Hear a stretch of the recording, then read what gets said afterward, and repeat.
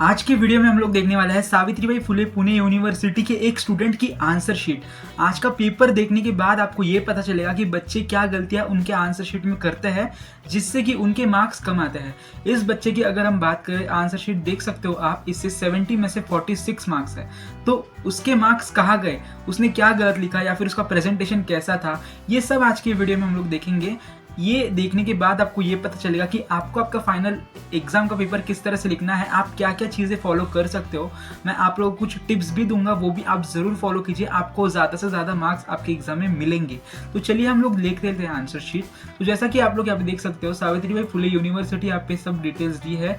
यहाँ पे आप मार्क्स देख सकते हो, क्वेश्चन नंबर 1, क्वेश्चन नंबर 2 और टोटल यहाँ पे 46 मार्क्स है। यहाँ पे आपको कुछ इंस्ट्रक्शंस दी होती है, ये आप चाहे तो पढ़ सकते हो। देन नेक्स्ट क्वेश्चन नंबर 2 भी इसने पहले स्टार्ट किया। तो सबसे पहली चीज़ जो मैं आप लोगों को यहाँ पे बताना चाहता हूँ वो ये है कि जब भी आप आंसर्स लिखते हो, आप ट्राई करो कि वो आंसर्स आप सीक्वेंस में लिखे। यानी कि ठीक है, इसने सही लिखा है क्वेश्चन नंबर 2 भी, बट आप ऐसा मत कीजिए कि पहले आप सी लिख रहे हो फिर उसके बाद बी लिख रहे हो या फिर पहले क्वेश्चन नंबर 4 लिख रहे हो। एक्चुअली आप जो पहले क्वेश्चन जो आपको आते नहीं है उनके लिए जगह छोड़ सकते हो, ठीक है, फिर उसके बाद जो आपको आता है वो सॉल्व कर सकते हो। बट आप ट्राई कीजिए कि आप सीक्वेंस में आंसर लिखिए। अभी ऐसा नहीं है कि अगर आप सीक्वेंस में लिखोगे नहीं तो आपको मार्क्स नहीं मिलेंगे, वैसा नहीं है, बट आप ट्राई कीजिए कि आप सीक्वेंस में आंसर्स लिखिए, ठीक है। तो पहला ही क्वेश्चन था फीचर्स ऑफ PIC, ये आपको लिखना था। यहाँ पे क्वेश्चन पेपर आप देख सकते हो, features of PICI 854550 micro controller. इसके फीचर्स लिखने के थे, 6 मार्क्स के लिए ये क्वेश्चन था। तो ठीक है, 6 मार्क्स के लिए आप यहाँ पे 6 फीचर्स लिख सकते हो। अगर आपका फीचर जो है वो सिर्फ एक लाइन का है तो आप 12 फीचर्स जरूर लिखिए, क्योंकि अगर ये टीचर ऐसा करता है कि एक पॉइंट को हाफ मार्क, तो यहाँ पे आपको 12 की जरूरत पड़ेगी। बट अगर आप एक फीचर लिख रहे हो और उसे एक्सप्लेन भी कर रहे हो तो आप 6 फीचर्स लिख सकते हो। बट मैं यहाँ पे आपको सजेस्ट करना चाहूँगा कि आप 12 फीचर्स जरूर लिखिए और ट्राई कीजिए कि आप बुलेट्स में लिखिए, जैसे कि स्टूडेंट ने लिखा है, इधर नंबरिंग दी है, फिर उसके बाद उसने उसके फीचर्स लिखे हैं। तो यहाँ पे आप देख सकते हो पूरे 6 मार्क्स इस क्वेश्चन में मिल चुके हैं। देन नेक्स्ट क्वेश्चन था डेटा मेमोरी ऑर्गेनाइजेशन। ठीक है, आपको डेटा मेमोरी ऑर्गेनाइजेशन करना था। यहाँ पे आप देख सकते हो डायग्राम इसने ड्रॉ की है, ठीक है, आप डायग्राम ड्रॉ कीजिए और बड़ी डायग्राम ड्रॉ कीजिए। हाँ, और एक बात मैं आप लोगों को बताना चाहता हूँ कि जब भी आप आंसर शीट लिखते हो ट्राई कीजिए कि आप उसे एक साइड से मार्जिन ड्रॉ करें, क्योंकि देखिए जब आप मार्जिन ड्रॉ करते हो ना तो आपका रिप्रेजेंटेशन थोड़ा अच्छा दिखता है और आपको थोड़े बहुत 1-2 मार्क्स मिल जाते हैं एक्स्ट्रा, ज़्यादा नहीं मिलते हैं, ठीक है। तो इसने डेटा मेमोरी का डायग्राम ड्रॉ किया है। आप जब भी डायग्राम ड्रॉ करते हो ट्राई कीजिए कि आप पूरा एक पेज पे डायग्राम बनाएं। यहाँ पे आप देख सकते हो इसने ये लिखा है, तो ऐसा मत कीजिए, आप एक पेज पे डायग्राम बनाइए और आपका जो भी डिस्क्रिप्शन है डायग्राम के लिए वो आप नेक्स्ट पेज से स्टार्ट कर सकते हो। लाइक यहाँ पे इसने किया है, ठीक है, यहाँ पे इसने थोड़ा सा ही डिस्क्रिप्शन लिखा है, आप चाहे तो थोड़ा बड़ा लिखिए, कम से कम एक पेज का डिस्क्रिप्शन आपको लिखना चाहिए। यहाँ पे इसने छोटा लिखा है बट फिर भी इसे यहाँ पे 6 मार्क्स मिल चुके हैं। बट आप ट्राई कीजिए कि आप कम से कम एक पेज की डायग्राम और एक पेज का डिस्क्रिप्शन जरूर लिखें।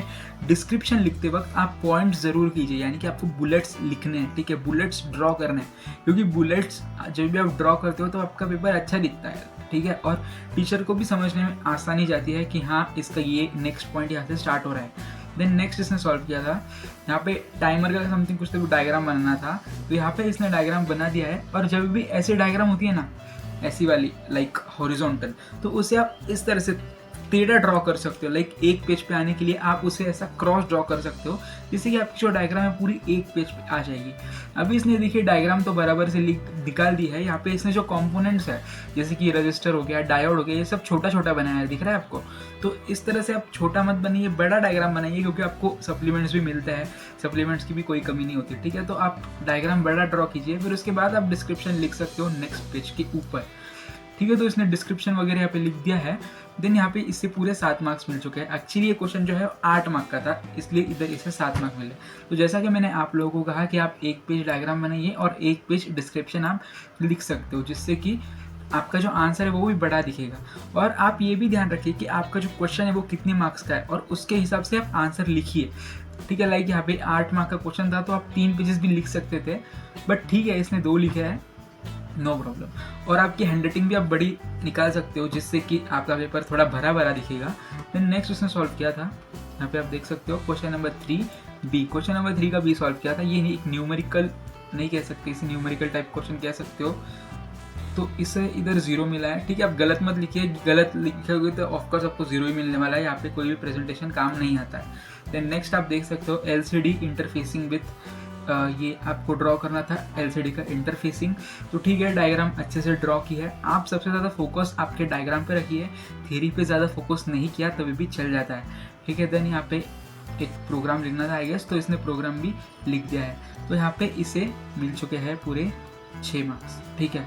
तो इस तरह से आप लिख सकते हो आपका जो भी डायग्राम है, और डायग्राम आपको अच्छे से ड्रॉ करना है, एक पेज पे डायग्राम ड्रॉ कीजिए, और प्रोग्राम भी आप अच्छे से करके जा सकते हो। प्रोग्राम्स भी कभी कभी पूछ लिए जाते हैं आपके एग्जाम के अंदर। देन नेक्स्ट आप देख सकते हो क्वेश्चन नंबर 5B, यहाँ पे पोर्ट का जो स्ट्रक्चर है वो यहाँ पे एक्सप्लेन करना था। तो पोर्ट ए का क्या स्ट्रक्चर है, पोर्ट बी का क्या एक्सप्लेनेशन है, CD, ये सारे पोर्ट्स के एक्सप्लेनेशन देने थे, तो आपने दे दिए होंगे, ठीक है। ऐसे ही आप यहाँ पे फर्स्ट लिख सकते हो, सेकंड लिख सकते हो, ठीक है। इसने अच्छे से नहीं किया है प्रेजेंटेशन, बट आप थोड़ा अच्छे से प्रेजेंटेशन कर सकते हो। और एक बात, आप ऐसे खड़ा तोड़ मत कीजिए आपके आंसर शीट में, ठीक है। अगर एक आधा वर्ड गलत भी हो जाता है तो उसे कट करना ऐसा ज़रूरी नहीं होता है, क्योंकि टीचर आपके सारे वर्ड्स नहीं पढ़ता है, बट अगर आप कट करोगे ना तो उधर ध्यान जाएगा ही, ठीक है। तो ऐसे आप कर सकते हो फॉलो आपके एग्जाम के अंदर। देन नेक्स्ट यहाँ पे देख सकते हो फीचर्स ऑफ I²C, बस इसके बारे में लिखना था, ठीक है। तो इसने लिख दिया है, थोड़ा बहुत लिखा है। ये था क्वेश्चन नंबर 7A, और यहाँ पे कंटिन्यूएशन में, ठीक है। तो यहाँ पे इससे पूरे 8 मार्क्स मिल चुके हैं। जब भी आपको कुछ स्पेसिफिक क्वेश्चन पूछा जाता है, सपोज अब ये फीचर्स पूछे जाएंगे 4 मार्क के लिए, और ये जो डिफरेंस है ये आपको पूछा जाएगा 4 मार्क के लिए, तो यहाँ पे आप जितने पॉइंट्स लिखेंगे, जितने रिक्वायर्ड है उतने भी लिखे तभी भी चलेगा, इधर 4 पॉइंट्स और इधर 4 पॉइंट्स आपको मिल जाएगा। बट ऐसा कुछ क्वेश्चन है डिस्क्राइब या फिर एक्सप्लेन, तो उसके लिए आपको मार्क्स देख के आपका आंसर की साइज रखनी है। नेक्स्ट क्वेश्चन आप देख सकते हो RTC रियल टाइम क्लॉक के बारे में एक्सप्लेन करना था, तो यहाँ पे उसने एक्सप्लेन कर दिया है, ठीक है। क्वेश्चन नंबर 7 का B था ये, क्वेश्चन नंबर 7 का B में एक्सप्लेन करना था, तो एक्सप्लेन कर दिया है। तो इससे इधर 7 मार्क्स मिल चुके हैं, ठीक है। देन ठीक है, इतना ही आंसर शीट था। तो दोस्तों आई होप आपको समझ गया हो कि मैंने आपको जो भी टिप्स बताई आप आपके एग्जाम के अंदर फॉलो कर सकते हो। आपका आंसर शीट में सबसे जो फर्स्ट चीज़ होती है जिसके ऊपर आपके एग्जामिनर की नज़र जाती है वो होती है आपकी हैंडराइटिंग अच्छी रखिए। अगर हैंडराइटिंग अच्छी नहीं भी होगी तो आप कंटेंट अच्छा रखिए, कंटेंट के साथ साथ आपका रिप्रेजेंटेशन अच्छा रखिए, आपको पूरे मार्क्स मिल जाता है, ठीक है। और अगर आपको कोई क्वेश्चन का आंसर नहीं आता है तो ऐसा नहीं करना है कि आप उसे कम्प्लीटली छोड़ दो, आप एटलीस्ट कुछ तो लिखोगे ना, तो आपको मार्क्स ज़रूर मिलेंगे, ठीक है। अगर आप ब्लैंक छोड़ देते तो उस मार्क्स नहीं दे पाते हैं टीचर्स। अगर आप कुछ भी लिखते हो तो एटलीस्ट उधर एक आधा मार्क्स तो मिल जाएगा, ठीक है। इसलिए आप ब्लैंक मत छोड़िए क्वेश्चंस को, जितना आता है जो कुछ भी आता है वो एटलीस्ट कुछ तो लिखिए, बस ब्लैंक मत छोड़िए, इतना मैं कहना चाहूँगा। फिर आप री एग्ज़ाम में दे जाते हो, फिर री एग्ज़ाम में फिर से पेपर देते हो, उससे अच्छा आप अभी लिख दीजिए जो भी आता है आंसर शीट के अंदर और आप पास हो जाओगे, ठीक है। पास होना ज़्यादा मुश्किल काम नहीं होता है, बस स्कोरिंग का आपको थोड़ा सा पढ़ाई करनी पड़ती है, जब भी आपको स्कोरिंग करनी पड़ती है। तो यही थी आज की आंसर शीट। आज का वीडियो आपके लिए हेल्पफुल रहा होगा, थोड़ी भी जानकारी आपको मिली होगी तो वीडियो को ज़रूर लाइक कर दीजिए। आने वाले अपडेट्स के लिए चैनल को सब्सक्राइब कर दीजिए, व्हाट्सएप ग्रुप ज्वाइन है तो ज्वाइन कर लीजिए। तो मिलते हैं नए वीडियो में नए अपडेट के साथ।